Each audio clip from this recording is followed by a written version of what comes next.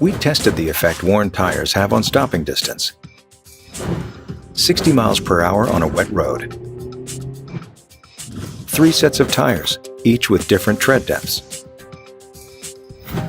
And 1 professional driver. When the driver accelerated to 60 miles per hour, watch what happened when he tried to stop.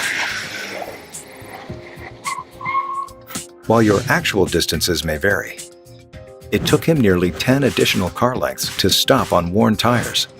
So, when will you stop? Ask about our complimentary tire inspections.